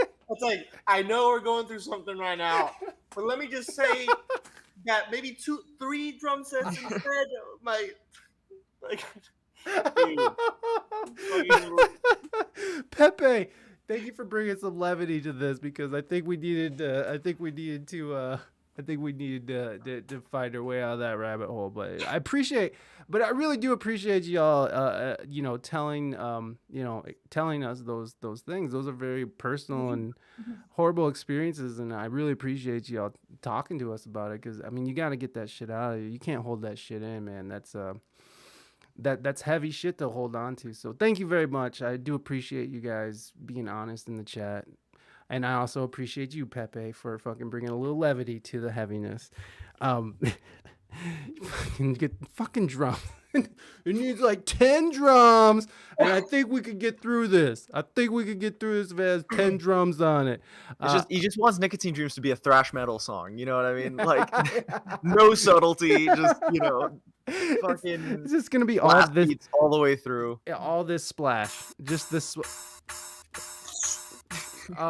Yeah. We need F drums. I got TMZ on the phone looking for Pepe. Thank you very much. We'll get to the bottom of this. So Joey, we haven't really heard from you, my friend. Let's talk to Joey a little bit. Joey, you're the guitarist, right? Yeah. And how did you end up in music? What got you into this whole thing that you're doing now? Well, when I was like a kid, I was in the car a lot with my dad, and he would play music like Van Halen or The Police or Led Zeppelin and bands like that. And that coupled with the fact that I had a friend who played music, and I was really into Guitar Hero, that made me finally decide to start playing the guitar. And I think before even a year of playing, I had already started a band with a couple of friends. Oh. We played at like our 4th grade talent show or something, and then and I just kept doing it, and now I'm here. Well, now Pepe wants more guitars. Like maybe it needs more. Now it needs. Nobody's safe. Nobody. He's like, fuck you too, Joey. So with the guitar, are you a self-taught guy? Did you take lessons? Where you sit with all that? I took lessons like more early on and stuff, but I haven't taken lessons for probably about half the time I've been playing anymore. But yeah, I started off with some lessons. Yeah. So what was your first song? Was it Seven Nation Army? No, it was probably like Back in Black or something like that. or actually Smoke on the Water, maybe. Well, yeah, it's one of them. It's one of those. Yeah. Smoke on the Water. It's weird thinking about like kids who like grow up playing guitar now, and you guys are considered kids. I'm almost 40, y'all. I'm almost dead. You guys are virile young bucks, ready to take over the world. Can we hear one more video? Yeah, I'm sure they wouldn't mind. Yeah, we can play their other video too in a minute here, Pepe. Shit, you fucked me up, Pepe. I can't remember what I was talking about. Oh, yeah, like kids these days, how do they even know who Deep Purple is? You know what I mean? Like, I don't know many kids who are really like digging hard into classic rock. But again, I don't know that many kids, so maybe you guys. I don't know. Is like Deep Purple is like classic rock still cool to like when you're young and in? I was definitely the odd one out in my class, and I was lucky enough to have one other friend who was into the same music I was, but I just wanted to be like my dad, so I liked my dad's music. I didn't really care what the other kids were into. Yeah, man, that's awesome. I was the same way. My dad liked swing and jazz and that old rock stuff, and I would just be rocking like big band, like Ben Goodman and Glenn Miller, like on the school bus, like jamming out to fucking like swing with the swing, or no, sing with the swing. The reason why Joey actually wanted to be like his dad is because his dad has massive calves, and that's true. And like fucking ginormous, to the point where like Nick's contact phone for Joey's on his phone is just his calves. Yeah, dude, you should see him. I could only hope to have calves half as big that one day. Let me see if I can pull up the photo. I mean, I'm in the gym all the time. Jamie, pull it up. Pull it up, Jamie. Pull it up, young Jamie. Let's go. I'm sure he's still watching right now, so I'd love to see his calves. I want to see his fucking calves now. You can see the veins and shit. Look at that shit. What? There it is, guys. If You you see the hold on, definition in that? let me get that a little bit bigger. Look like- at those cats. Oh, I can see a fucking vein, bro. Yeah, dude. And that is in a completely still standing position. Yeah. There's absolutely no flexing going on. Like he's not. That's not post workout with a pump. That's Yeah, just that is just standard neutral Christian calves right there. yeah. It's just straight up, baby. What was the what you said you were in the car with your dad a lot. Yeah. What was the reason? You guys travel a lot or what? No, not just because I couldn't drive when I was a kid. Okay. Oh, Pepe's a So he blues had to harp drive- player. So he had to drive me places, and we would play his music, and Ah. I really liked it. Pearl Jam was another one, Smashing Oh. Pumpkins, those kinds of bands, you know. Nice. How old is your dad? 44? 67. 47? 47? He was born I 19. don't know why you're looking at Sorry. us, dude. He's your dad.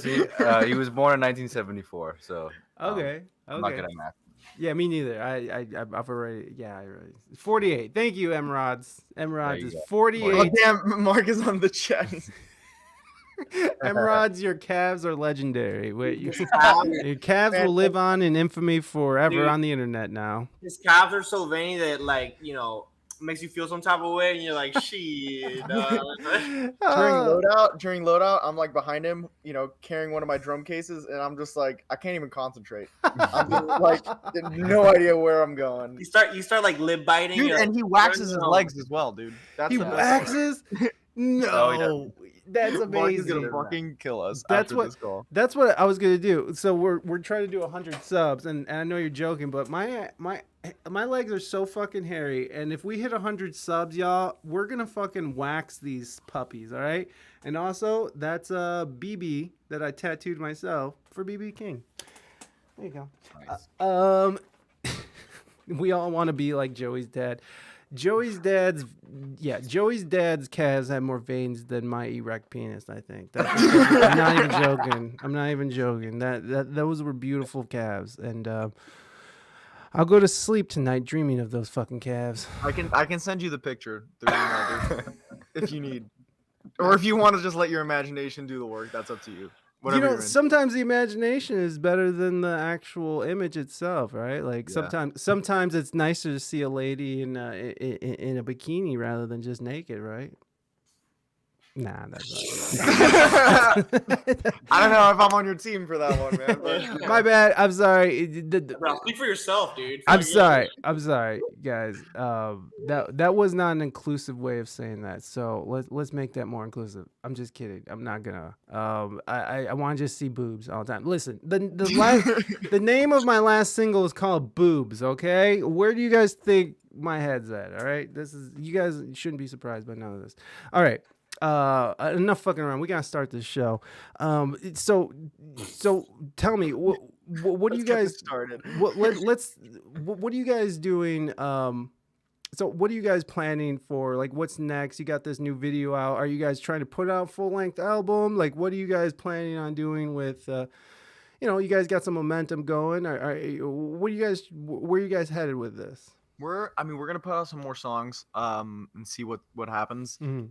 We've got another song that like we're finishing up because we're trying to start mixing the stuff ourselves. So every time we get a good mix, the next like 2 days later, we're like, I don't fuck with the snare drum. Let me just like do it again. Yeah. And so we got to put an end to that at some point. So, but we've got material and we're excited to put it out. Yeah, we're also in the process of looking for a second drummer to add.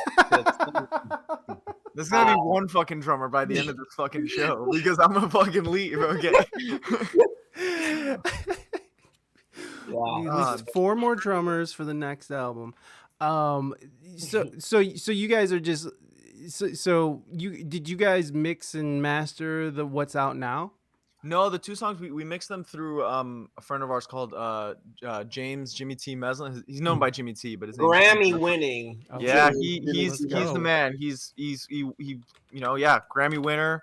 For Fucking what? beast. He engineered and I think mixed or produced the latest Dream Theater song that won a Grammy. Oh wow, cool. He did that whole record. Yeah, I think it was I think it was just one for best metal performance, and he was the producer on it. So he's he's animal, and he's helped us out so much, like throughout the course of like, even other bands that we've been in. But yeah, we're just like trying to like mix some shit ourselves and see how it goes, and just kind of getting more familiar with that. So hopefully we can get some new stuff out soon, and then in turn that just kind of means more shows, more playing, and you know yeah, hopefully just growing the numbers and fans. Yeah, for sure, man. Like it's a fucking joy. Not to keep coming back to this, but are you somebody, Nick? Are you somebody who is because I've talked to a few people who are like children of either like ultra wealthy or ultra famous people, and a lot of them are like, they always have this idea is like, I don't want to rely on my parents for anything because I want to make my own way. Do you ever are you that type of person where you're like, hey dad, can you get us on the next Bonnaroo or something? Like are you someone who kind of stays away from like bringing your dad in and be like, hey, can you help us out and stuff like that? Yeah, I mean, I think like I've honestly, like, the most I've asked him for, and I'm being totally straight up, is like, hey dad, we're trying to mix a song, can you give me like $150 when I was like 17? You know what I mean? Like, that's honestly the furthest I've gone with that, because obviously indirectly I get to I am super privileged in that I get to do what I want to do, because not a lot of people get to, at this age, really just commit to doing music, because it's fucking hard. You know what I mean? Like, you're not, it's not a, and it's not a real job where you're getting a salary. Like, it's totally different. So I am super lucky that I get to do that. But yeah, I mean, I the goal is obviously to just do it, myself, and in turn that means ourselves, like as a band. And obviously, there's, I think the help is more like through, maybe through like contacts that just like want to offer like their opinion, but we've never like honestly like just been comfortable landing gigs just based on that, because also like it's a total circumstance kind of based thing. Like, we're the kind of band we are, we're not just going to play anywhere, because like that may not just be what's best for us. Like, it may just be the wrong crowd and all that stuff. So doing it organically in a way ensures that like you're kind of really in the right spot, in the right scene. But for sure, like, there's definitely that kind of, I guess, to go back to the kind of topic, there's definitely that kind of pressure to be like, the same way he kind of made it for himself, is you just kind of want to do it. You want to be able to like sustain yourself, and like as a band sustain ourselves in the most natural, organic way possible. Yeah, for sure. You guys are welcome in Sweden, Pepe says. So there you go. Nice. Nick, I'm not going, Pepe. I'm not. Nick, were you born in the States? No, I was born in Switzerland. Switzerland. Okay, yeah. nice. Commonly confused with Sweden, yeah. Believe it or not. Yeah. Yeah. I've had a lot of people be like, yo, you Swedish? And I'm like, nope. No. Like, not even close, actually, geographically. Yeah. Right. But yes, born in Switzerland. I moved to Miami when I was 12. Sweet. Hell yeah, man. Miami, fucking, I get. You better fucking. He's got an extra drum set, is what he's saying. He's just, all right, Pepe. You're just Like really a little troublemaker over there, dude. He is. Pepe is out here. Pepe is spicy today, son. I can play Self if you want. I can play. We used to have a song called Pepe. Did you, for real? Yeah, I mean, it's now got another name, but like it's still about Pepe. Pepe is like the frog, Pepe the frog? No, Pepe the fish. The beta fish. Oh. The beta fish. Pepe was a beta fish that lived here. And the song was I walked past the fish bowl, and I looked at it and I was like, dude, your life must suck. And I kind of that whole story is about this fish that like keeps contemplating. You know how beta fish just like jump from their fucking legs and shit? Yeah. So it was like the song is about his like the process of him deciding to actually jump. Wow. And then he just it's a love song about two beta fish. Oh. And he's trying to get to the other fish in another tank, or Exactly. He was like, maybe if I jump, maybe she's on the other side. He died. Never happened. R.I.P. Pepe. R.I.P. Pepe, fucking dying for love. Ain't that a bitch? Dude, if we're being honest, what actually happened to Pepe was that my parents were gonna go on a trip and they took the beta fish, tossed them in the river because they didn't have anybody that could take care of him. So he's probably either dead or he's massive and like runs the lake now. You know what I mean? Pepe is dead as fuck, son. Let me tell you, as soon as he hit that river, he died. Those fucking things are so sensitive to everything. My wife's tried to have several beta fish. They always just die. Like one literally fucking killed itself by jump. We had like a plant in the tank and like some of the leaves like came out of the tank and like it fucking decided to like jump on the leaf and just suffocate.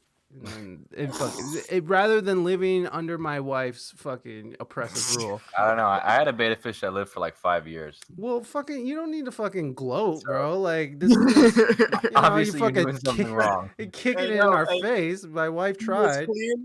He was clearly there for the calves. Like he was like, hey, He's like, I want to jump, but man, when I just stare at those calves every morning, I can't do it. Those fucking calves keep me going, baby. Those calves keep me going. Oh shit. Okay, so Pepe wants to hear another song. Is it cool if I play your guys' other video? Yeah, play it, but I swear to fucking God, Pepe, if you mention anything about 2 fucking drum sets, he's fucking out of here.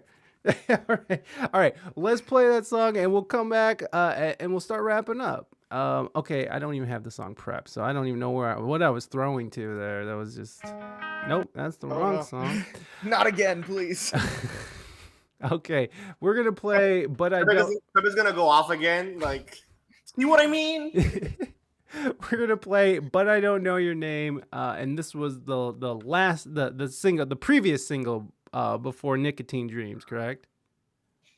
Yeah. Okay. Yeah. Sick. All right, guys. We're going to listen to But I Don't Know Your Name by Better Strangers. Let's fucking go. You're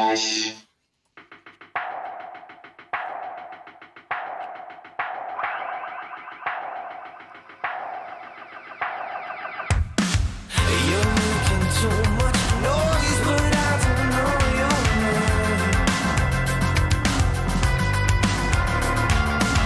I'm running right back to I saw you come my way. And I'm still ordinary, can't count the sleeping night. Like I don't mess you're making, I'm so cold, I'm not your kind. You're making too much noise, but I don't know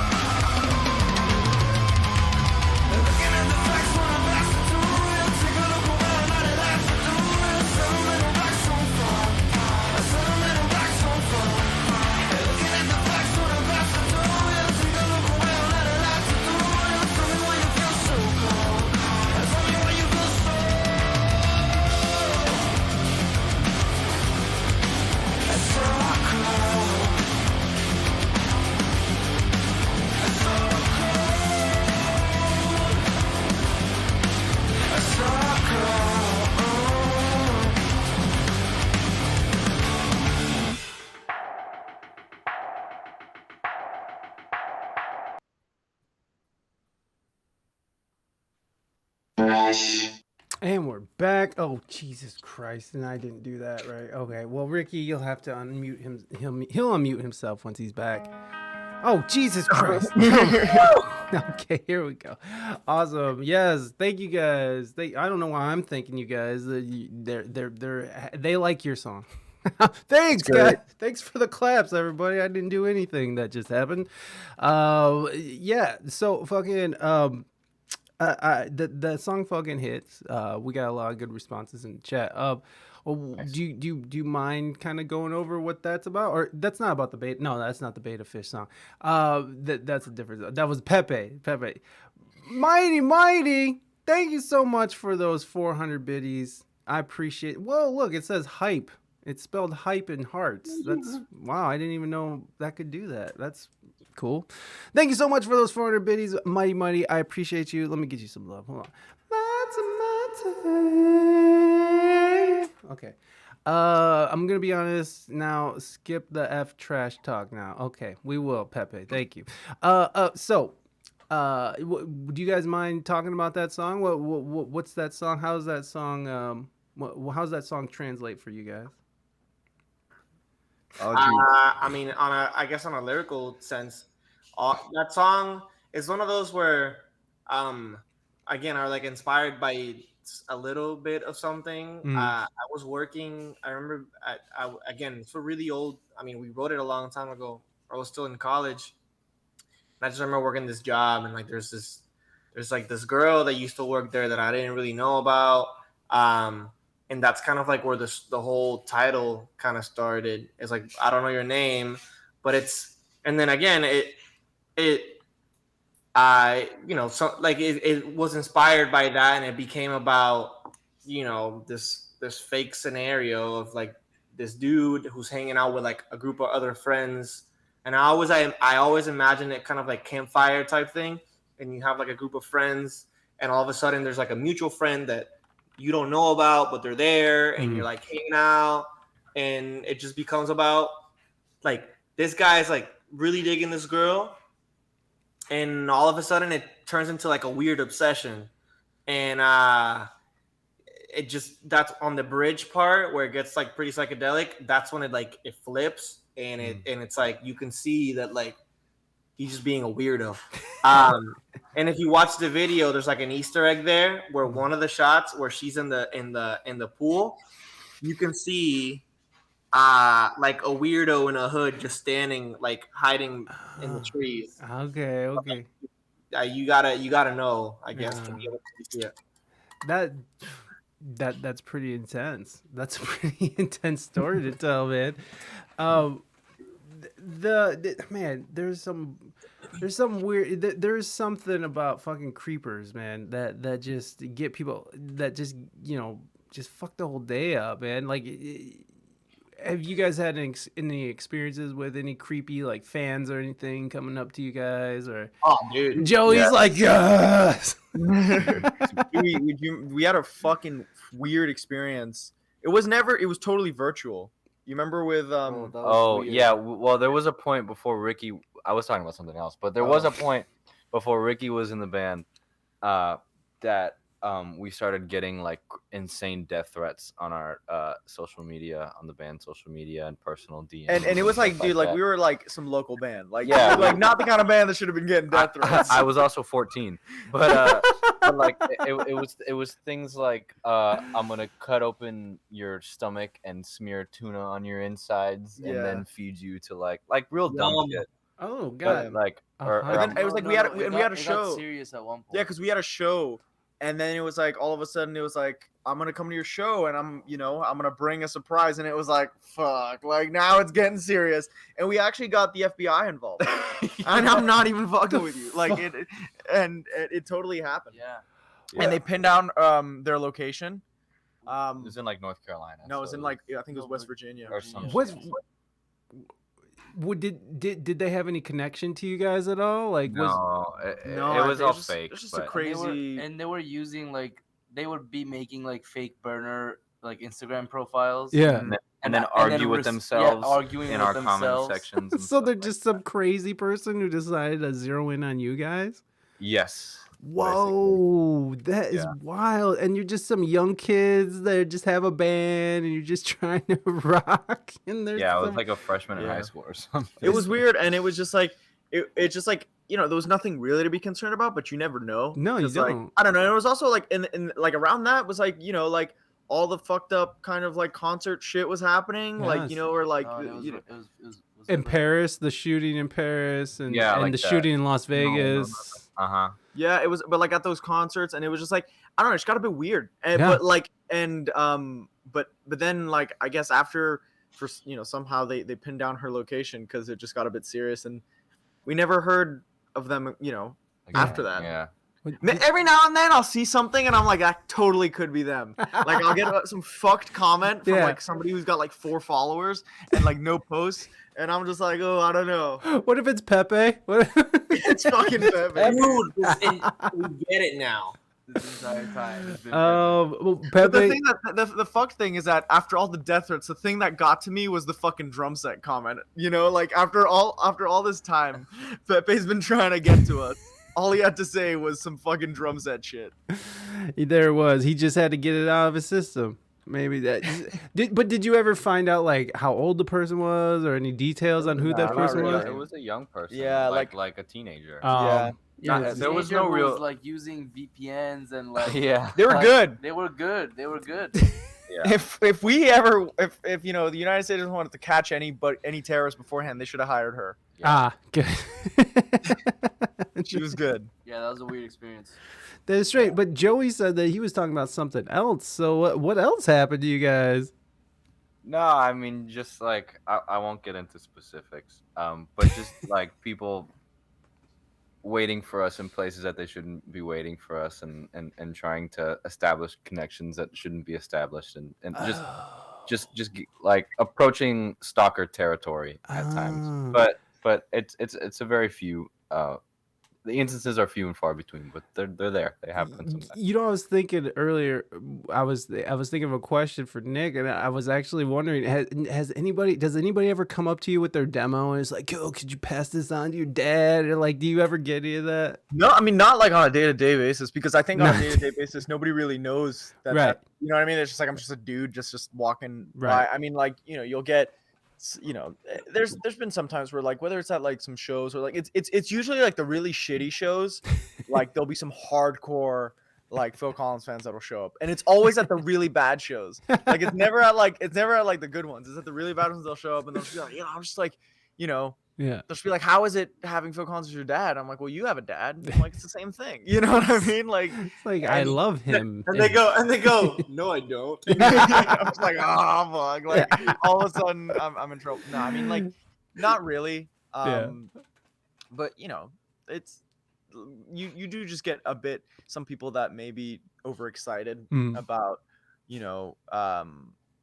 whether it's us or whether it's like who my dad is, and that's just it's okay. I mean if you're smart and you're kind of like sensible about it, then it's not an issue. Yeah, but shout out those guys in Dallas. That's what I was gonna say. who Yeah. came out to a super shitty show, but they made the night for us because Yeah. they were just partying. There was the whole probably a time. grand total of about 11 people 10, there. 11 people. And Beautiful. but these two guys had the time of their life, and the show ended. They gave each other the biggest hug, and I was like, you know what? Dude, they were fucking broing it out. This Like, was it- totally worth it for those two guys. It was so cool. I mean, Hell the other yeah. day we were at a bar here in Miami, and some lady went to Nick and was like, "Oh my God, are you Nic Yeah. Collins? Yeah. You're so inspirational." Basically, And so- basically, what you got to know is that the demographic that I attract are really, middle-aged women. 50 and up. Our swingers, our key Yes, the upside down pineapple people. There's no like young hot girls. It's all just kind of like middle-aged swingers. That's Wow. my territory right there. Yeah, that's why his relationship has lasted so long. You know what I mean? There's 0 threats. Absolutely none. Okay, Reina has a question, but I'm not sure if I understand it, and I'm guessing it's directed towards Nick. Phil was older when he had you. What about everyone else? Were your parents older or younger? I don't. Oh! I see. Oh, like when they Okay, had- so we know about Nick. Phil was older. What about the other guys? Were you guys' parents older when they had you? Anyone Ricky's else? dad's like 27, dude.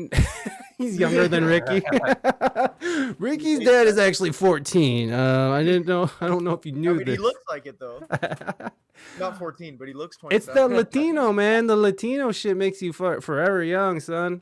Yeah, they swear my dad is my younger cousin. But Chingao. it's fucked. I feel like I'm losing hair at a faster pace than my dad is. Damn it. It's kind of fucked up, but you know. Oh man. Oh, I do know. Trust me, I do know. You don't No, know. you wouldn't. Look at your hair right now, dude. Well, I mean, you're right. I mean, it is popping. My curls are popping right now. Son.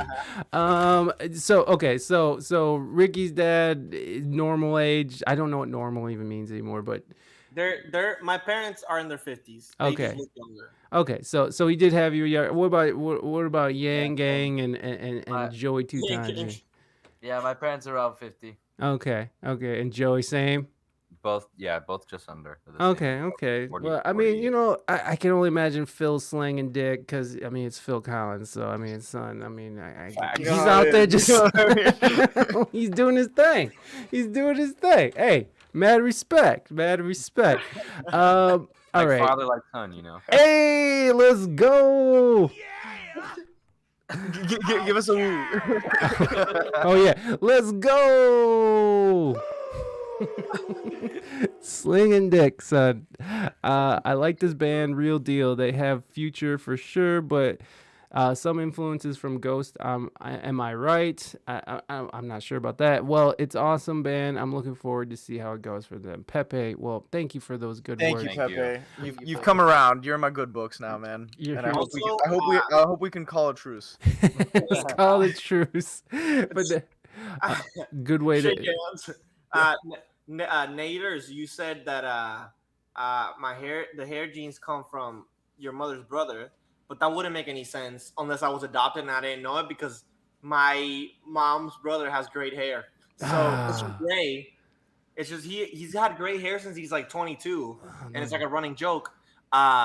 We all love him for it. It's so funny, but he has better hair genes than I do. So false. Yeah, I don't believe that either because if you look at my hairline, it's kind of getting to Phil Collins territory. So, Well, like, it's supposed to skip a generation. I thought. yeah, man. I don't know about that. Do you I have think do you have brothers and sisters, Nick?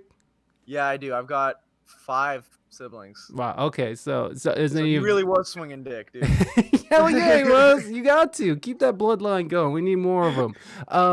So does any of your do you have any brothers with hairlines?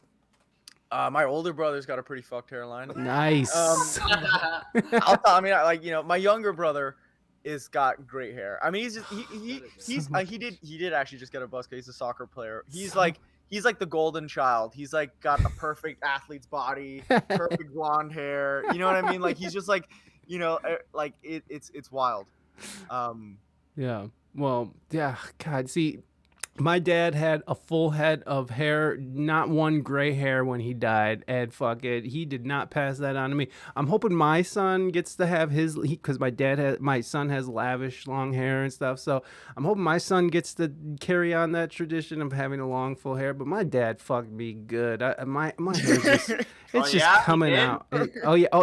I didn't. Okay, you guys have a bad thought process. That's not what I said. I didn't actually get fucked by my dad, okay? He just diddled a little, okay? It was just a little diddling. Okay, bad joke. Another upside down pineapple kind of guy. No, my dad was a super square. my dad was about as square as it gets, but with a good good taste in music. So, in any case, I was quit. I was quit too. Sazi will be happy about that. Yeah, I agree. Okay, well, you guys been playing along with this chaos for long enough. I think it's probably about that time to let you guys have a day. You guys are young. You guys live in nice parts of the country. You guys got dick to sling. I get it. You got things to do. Totally right. I gotta find my way to fuzzies. I gotta get the fuzzies, son. Let's go. So let's get the fuck out of here, you know. Hell yeah, I feel that. All right, well, so we got more music coming from these guys. They're gonna be doing their own mixing and mastering and stuff. So I'm excited to see how that comes out.